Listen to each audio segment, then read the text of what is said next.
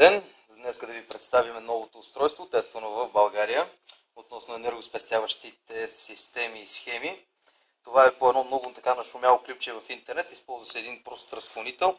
В нашия случай с нужните неща са ни едно пиезо и разклонител де-факто. Нужните неща са един разклонител, в нашия случай е тройка с 1,5 м е кабел. По инструкция в интернет сме го навили на бобина.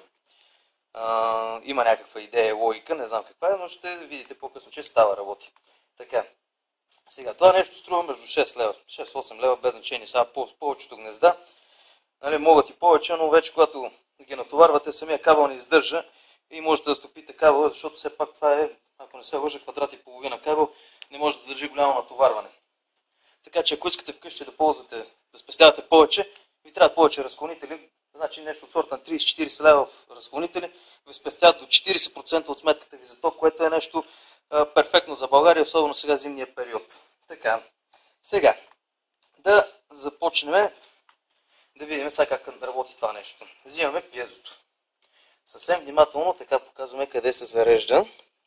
Ето тук, штракаме. Внимайте да не... Малко е неудобно, но какво да направим? Това е живота. Да ти се не види. Ще трябва да го държиме. Така, надявам, че се вижда хубаво. Ето така. Прехвърли искричка. Така, сега ще ви покажем сега как ще се включим копчето. На 3 го включваме. 1, 2, 3. Оп, дойде и тока. Сега, ние сме оставили едно зарядно от Nokia, което да ви покажем за какво става на въпрос. Сега да пусна бобинката, да не пречиме на нещата. Ще закачиме телефона. Виждали се хубаво? Ето виждате, телефона започна да зарежда мигновенно, което, пак казвам, консумацията трябва да е малка, да не закачате много работи, защото кабел няма да издържи от натоварването.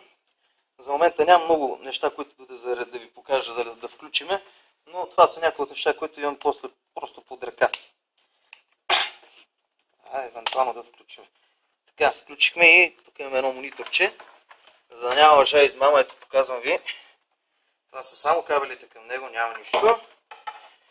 Ето, това продължава да си работи, да, ето, излезе и монитора се включи. Значи консумацията на един монитор е, ще годе колко? Айде де. Не знам, ще си го погледнете. Не е малка със сигурност.